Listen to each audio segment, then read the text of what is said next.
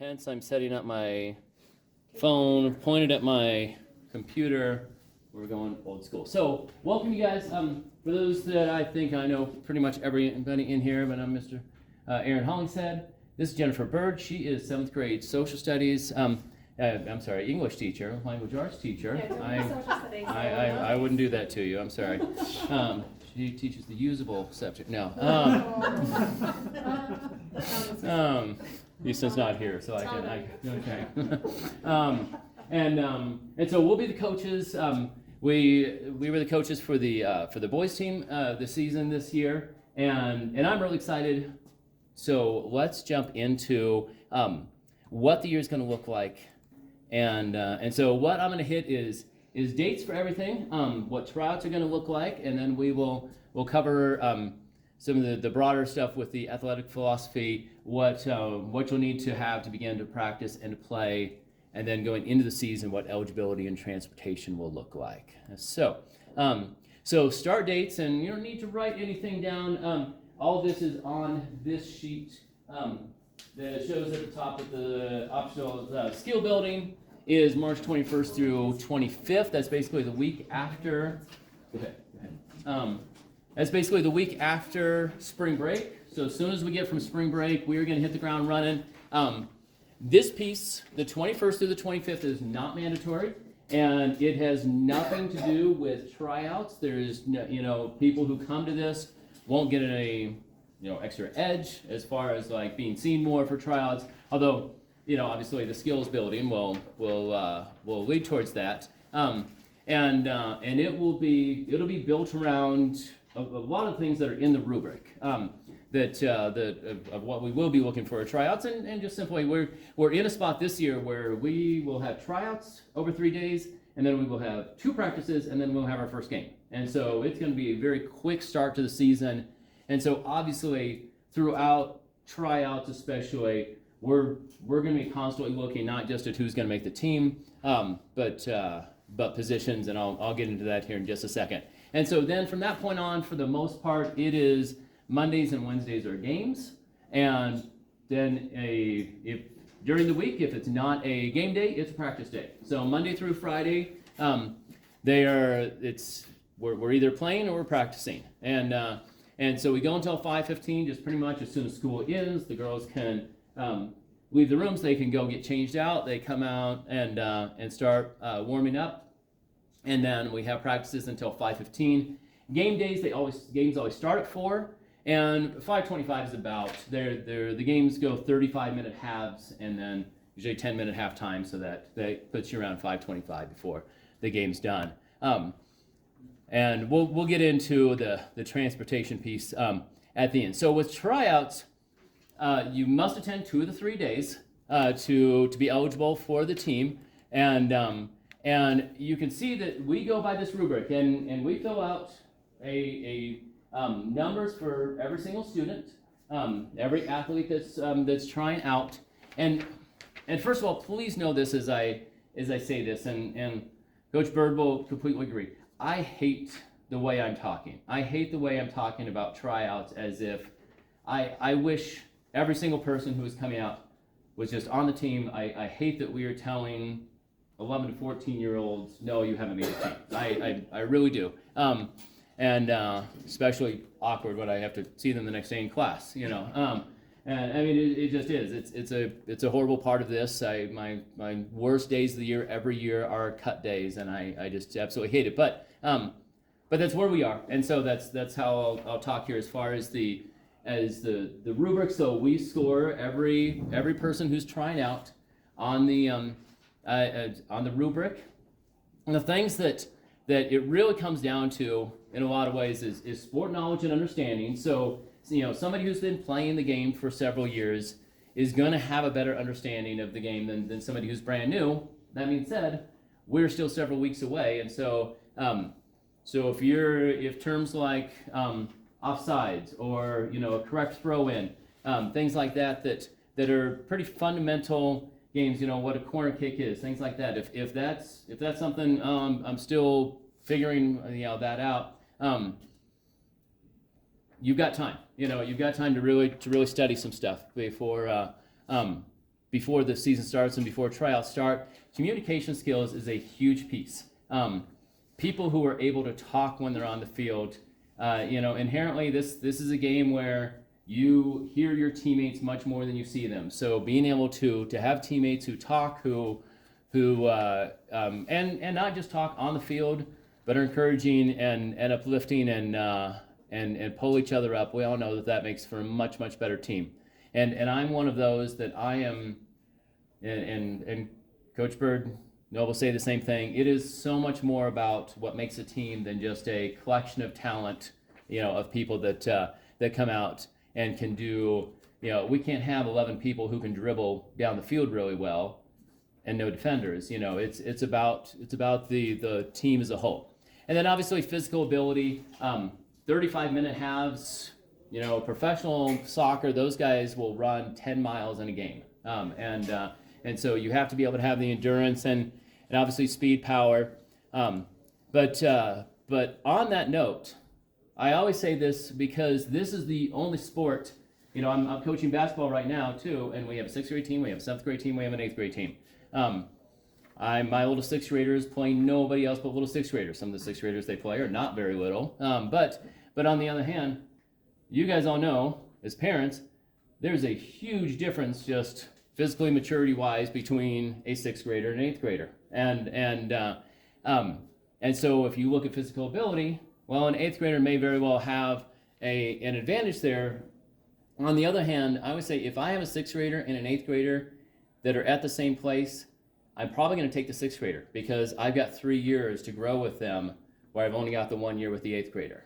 So it's a real balance between the team and frankly, I don't want a team of all 8th graders because that means next year I have to completely reload and do this again, and I have no leadership that I know of to start with. So you ideally, in a perfect world, you have 7th and 8th graders starting, and you have some 6th graders that can come off in the bench and learn. Now, actually, in a perfect world, you've got 6th graders who win those spots. But that's really where we're at as far as, so don't feel like any age is an advantage or a disadvantage as we're trying out. Getting into a little bit of the sport, just so you know, it's 11 versus 11 in a game, and this is if you're a soccer person at all, this is typically what I like to run. A little difference with that 2 and the 3, whether or not they play up or just a flat across, but I'm showing this because I want to say that as we create the teams, like I said, it's a lot more about position groups and being able to look at players and say, they may not be the fastest or they may not be the best with ball skills, but if they are really aggressive and they can see the field and they can understand what's going on, they may make a great inside defender, or something like that. So it's not a specific set of, just this person's really fast, they're automatically going to make the team, or this person is really good at ball handling, they're automatically going to make the team. There's a lot that goes into these things, and so but as we look at the team and in the tryouts, we're going to try and fit people into these position groups and say, okay, and I will say here, one of the things that we've talked about, last year we had a team of 19, and 19 is a really tough amount to give people enough playing time to make it worth their time to be out there. You're only going to get better when you play. This year we will probably have a smaller team. We will probably keep it to somewhere between 14 and 16. And so that gives, honestly, 14 is an ideal number because 3 subs, you essentially have an offensive sub, a midfield sub, a defensive sub, and that way everybody's getting plenty of playing time. But again, it just depends. If there's that 15th person that is right on the cusp and we feel it's the bottom line, if we feel like they can help the team, they'll make the team.